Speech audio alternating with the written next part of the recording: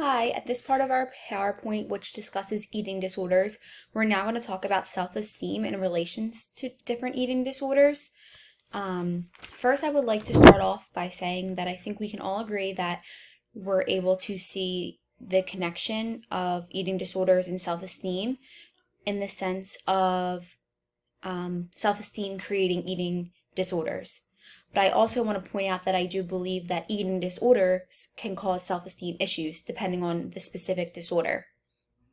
I would like to start off with the DSM-5 definition of feeding and eating disorders, which is characterized by a persistent disturbance of eating or eating-related behavior that results in altered consumption or absorption of food that significantly impairs physical health or psychological functioning. With this definition, and according to the DSM-5 and the diagnosis and disorders that are discussed, only one diagnosis can be assigned to a client that's experiencing a type of feeding or eating disorder. With that, I would like to go into some different type of disorders we see within the DSM-5, which could directly cause or relate to self-esteem issues. First, we're going to start with Pica, which is intaking non-nutrition or non-food substances for over a 1 month period.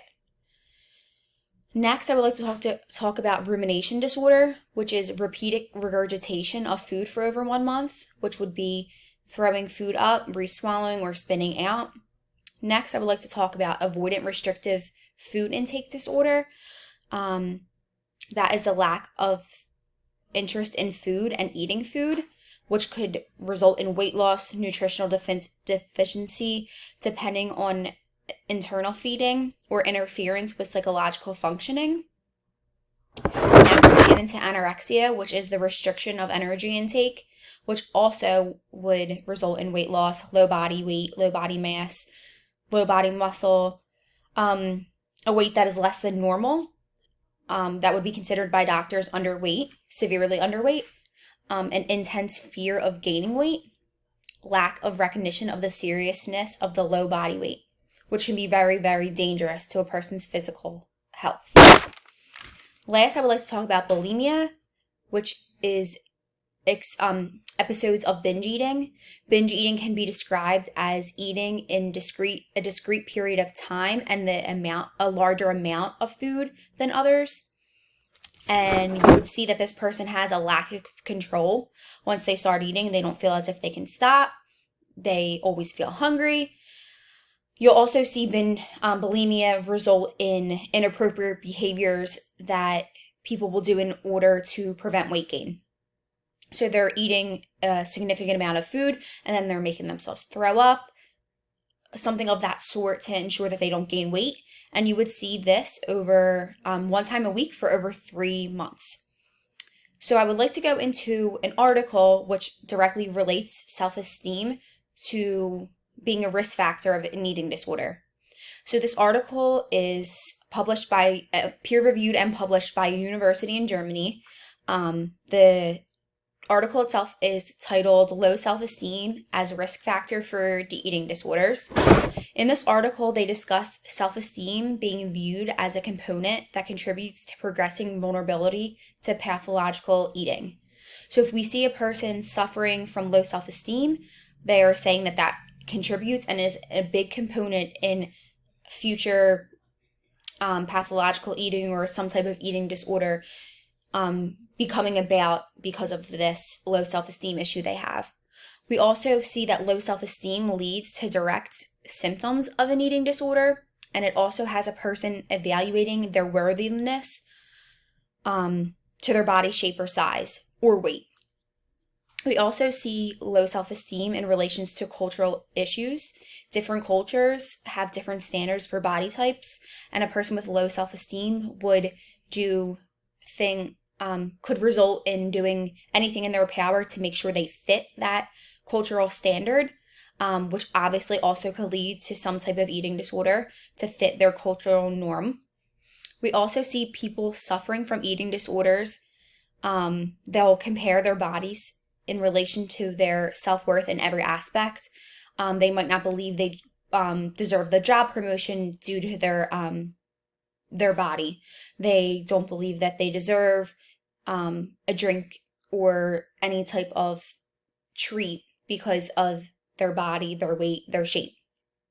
We also see that chronic stress can cause an imbalance in the brain, which leads to the loss of appetite. Self-esteem can cause chronic stress for a person. It can become a very, very difficult thing to handle.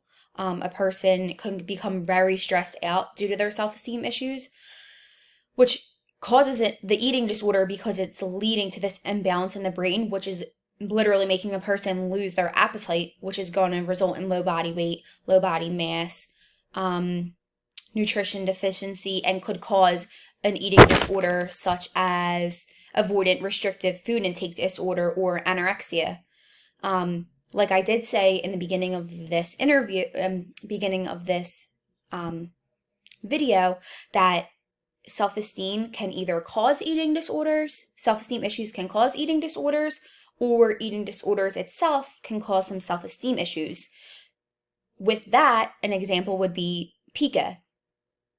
Intaking non-food substances could obviously create some type of self-esteem disorder because a person would be confused as to why they are doing it. They would be embarrassed of the situation, but it's a disorder that they would need to be treated specifically for. You can also classify rumination disorder as a disorder that could cause self-esteem issues. It is a problem where a person feels as if they need to regurgitate their food, which obviously can cause some self-esteem issues for a person. I would like to definitely point out that cultural standards and values play a big role in today's society, and I definitely think social media has a direct result on everybody's self-esteem. We are really holding ourselves to high standards to fit the norm of what social media puts out there. I definitely think that a lot of people can suffer from a low self-esteem, so not always does this low self-esteem turn into an eating disorder. However, it can, and it is possible. In the DSM-5, we did read that a lot of these disorders are more prevalent in females rather than males. However, that does not mean that a male cannot suffer from an eating disorder. I do think that low self-esteem and eating disorders have definitely a connection, and they definitely can go hand in hand, but I do not think self-esteem is the sole issue for an eating disorder. I do think a person can suffer from low self-esteem without suffering from an eating disorder. So yep, that is my comparison and my group's comparison between self-esteem in relation to eating disorders.